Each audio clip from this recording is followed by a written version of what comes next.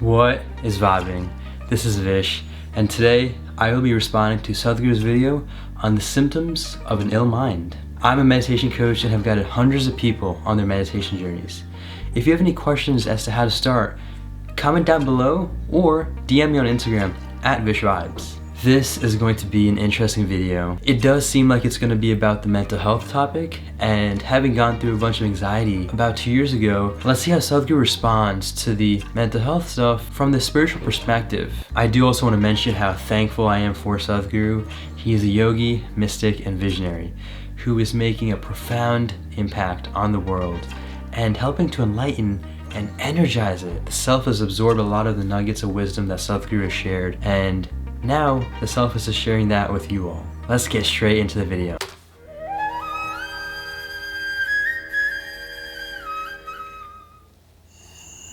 Sadhguru, Namaskaram. You mentioned in your previous discourses that 30% of the illnesses are body, while the rest are mind created. I just want to know, in case you do get an illness, how do you know that it's mind created or it's of the body? And in case it's psychosomatic in nature, what would be the emotional and the thought pattern that's behind it? How would you find that out and correct it if possible? Thank you. The flower? Suppose your right hand gets up and does funny things and smashes you, pokes your eyes, do you have an ailment or no? Yes. Isn't it? For sure you have.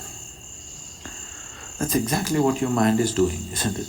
It gets up, pops around, hurts you, pokes you, makes you cry, makes you suffer. Do you have an ailment or no? Yes. If your hand started poking at you, hitting you, beating you up, definitely you are sick, isn't it? Yes. I would say so. So if your thoughts and emotions are poking you, strangling you, torturing you every day, aren't you sick, I'm asking? Real quickly, just have to reflect on the rhetorical question that he had. It is really interesting to see how he compared the ill mind with the body and the hands and how they're moving. It seems to me like he's going to talk about how he's mentioned in other videos how you essentially want to have the body, mind, emotions, and energy working for you and not against you.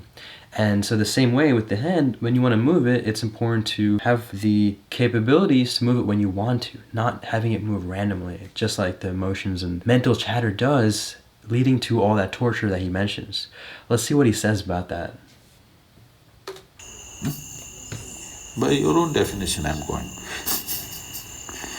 So, because this sickness is on, it will manifest in so many ways in the physical body.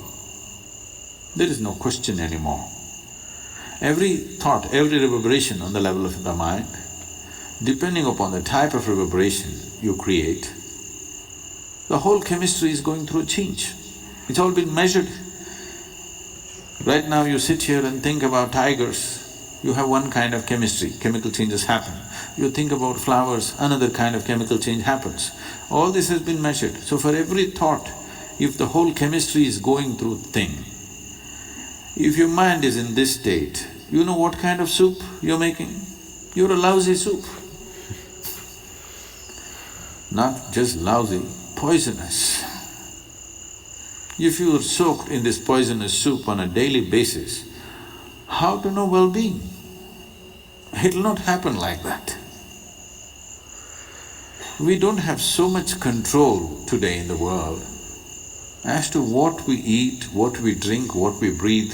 All of it is somewhat poisoned. Modern societies have started treating disease, ailment as a natural process, which is a serious mistake. Ancient societies always saw disease as something wrong. That's not how a man should be. A human being should not be in any state of illness, because illness means something fundamentally wrong. But modern societies have started treating this as normal, because there's an industry which thrives on you. Very Real quickly, just to respond to what he just said, that is very, very true.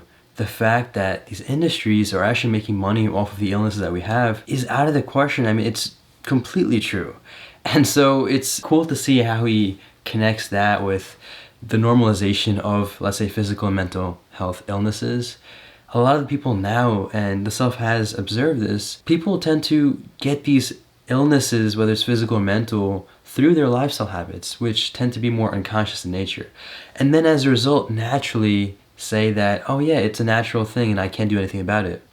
Now, I do want to preface by saying that some people are truly born with these illnesses and they do deserve the utmost respect with their issues and concern as well. I mean, everyone deserves that concern and respect. However, for the most majority of people that do develop these illnesses later on in life, it's really more than genetic, it's lifestyle based. And to normalize such an issue the way he mentioned, that's an even deeper issue. That shouldn't be okay. Issues in mental health and physical health illnesses, they need to be understood. They need to be talked about. The stigma needs to be broken. That is completely okay.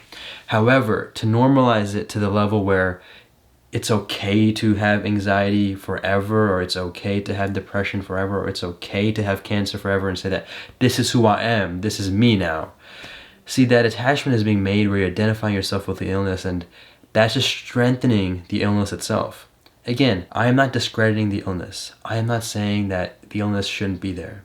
What I am saying is that we must all take the conscious effort and do the best that it takes in the conditions that we have, whether it's the environmental factors, the economic factors that all allow us to do the best that we can in taking care of our health. At the end of the day, without your physical and mental health, you can't do anything in life to its optimal. And so we must truly give that the highest importance. Very major industry. The second largest industry on the planet is pharmaceuticals. So, if the second largest industry on the planet is pharmaceuticals, there's too much lousy soup, isn't it? Every day you have to add something to this to make it. Alright, just a real quick question to point and pose to Sadhguru. Is it that the pharmaceutical industry is truly thriving off of increased rates and proportion of mental health and physical health conditions? Or is it just the rise in population that's naturally resulting in more people being sick only due to the sheer proportion of numbers, however, the proportion being the same? So just something to consider and keep in mind. I'm not too sure what the answer is, and I will have to look into it. No. If you're willing, we can make this into a very wonderful soup. The chemistry is in a fantastic state. To be blissful is natural. If you do this, believe me, 70% of the ailments will vanish from the planet. Another 30%, there are many external influences which are not always in control. You cannot control that, only to some extent. So, if you're constantly creating a nasty chemistry within you, how is life within you supposed to understand you're seeking well-being? How? It's just unfair. Life within you thinks, he likes ailments and gives it to you. Yes? If you're poisoning your system from within, for which there is substantial proof, for every thought and emotion, the chemical composition of your body is changing. If you're creating poison from within you and you want to live well, how is it? Life doesn't work like that. Unless you do right things will not happen to you. Alrighty, that was a beautiful video, as usual. Truly thankful for Sadhguru shedding the spiritual perspective as well as the nugget of wisdom as to how to view and treat these mental health and physical health conditions. I'm going to first start off by just making a point that might have not been too clear early on. And it's about how people that do have mental and physical health conditions, I do want to first start by saying that I truly do feel for you, because the self has gone through severe anxiety in the past. And with regards to physical symptoms, there really hasn't been much, to be honest. However, I can truly relate with the mental health aspect. And it was not the best and easiest time. It was really, really tough. So for anyone that's out there going through something difficult, just know that you are not alone, and that a lot of people have faced what you are facing, and that the self has also gone through a very similar thing. And so with all that being said, it's important to understand that we must shed light to the mental health pandemic that is occurring on the planet, as well as the physical, and they go hand in hand. As mental goes down, so does physical. As physical goes down, so does mental. And so they're very related. And it's important to understand that we must all, as human beings, empathize with the people that have this condition. Now, with that being said, empathy does not mean that you can't provide the conscious support as well as the conscious presence to these people that have these conditions.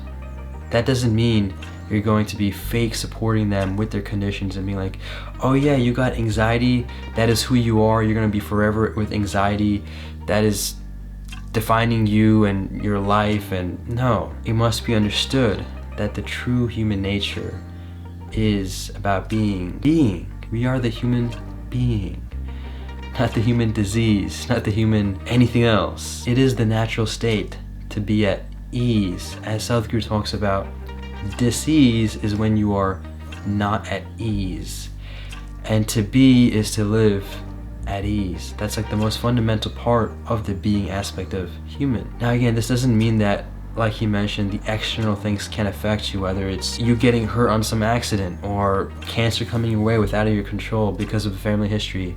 Again, I seriously do want to emphasize that we must all support each other when going through these terrible conditions and times. At the same time, after acknowledging that mental health issues are a thing and that physical health issues are a thing, it is not conscious to give extra attention to the illness. It's important to give attention to the person, not the illness. The more attention you give to an illness, the more attention you give to the unconscious of anything, the faster and stronger the illness gets. Instead, we must focus on how to help each other, how to provide for the natural means of getting out of these conditions. And obviously in certain instances and cases where the medication or medicine is needed, we must provide that in those essential times. However, it is for sure going to be of highest benefit if consuming the natural ways of recovery, whether it be things like getting more sunlight, working out, sleeping more, eating healthy, including your greens, meditation, yoga. These are all methods that you can use in your life to get healthier. The only difference is that these ways do take more time, and it will require some patience from you. Take it joyfully, make it a great day, and stay conscious.